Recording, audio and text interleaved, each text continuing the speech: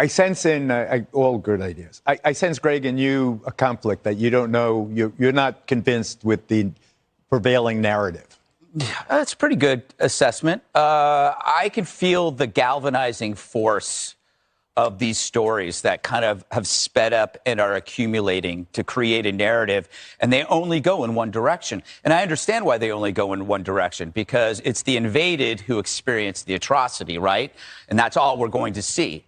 However, I can't help but feel that this is a lot like other stories that we've gone through in the digital age, in which an image is taken and then played over and over and over again to create some kind of emotional response out of you, because that makes a profit for news companies, right? So we had, for a long period of time there, we saw nothing but videos of police brutality. And then over time, we discovered the mundane reality that police were interacting with suspects in high crime areas, and that led to certain kinds of problems. That's the mundane reality. But instead, we were pummeled with images of police brutality, which led for a year of riots. There's some good things and some bad things coming out of this era. This is like a crisis that you're seeing in the digital age. So that means if there's almost a self-healing capacity around the world, everybody can join in and do something about it. I think that's really good, whether it's like humanitarian or what. We're all seeing it at the same time. There are crises like this that have happened for thousands of years and nobody knew.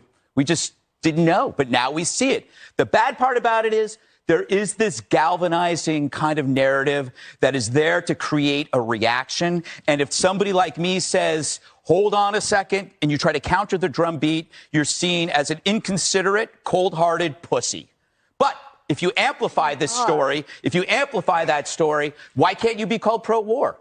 If you want to push this stuff, why can't I call you pro-war? We're stuck in the prison of two ideas right now, where it's you're either got to be one way or you got to be the other. It's not as clear as that. It's somewhere in the middle, and just saying that you have to do something is not enough. Just because the news is pushing these videos at you doesn't mean you got to do something. Speaking as someone on the ground, I want to say that this is not the media trying to drum up some emotional response. This is absolutely what's happening. From the cities of Kharkiv to Mariupol to Chernihiv, they are being absolutely flattened. And from all corners of this country, people are fleeing for safety.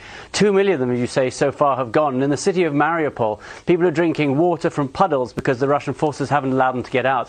When they have tried to get out, they are shelled, those routes are mined, the Red Cross buses have been unable to get in. It is an absolute catastrophe, and the people caught in the middle are the ones who are really suffering. And don't take it from my words, take it from the words of some of those who are trying to flee. Have a listen. We're just saving our lives, and that's it. That's all we can do here. What have you left behind? Our families, everything. Everything is... We have 2 bags, and that's it. There is more video than we know what to do with. So often does it come in, and so widespread is it. It is a tragic, tragic thing that is happening in this country. We will continue to cover it for you here on the ground, but it is only set to get worse.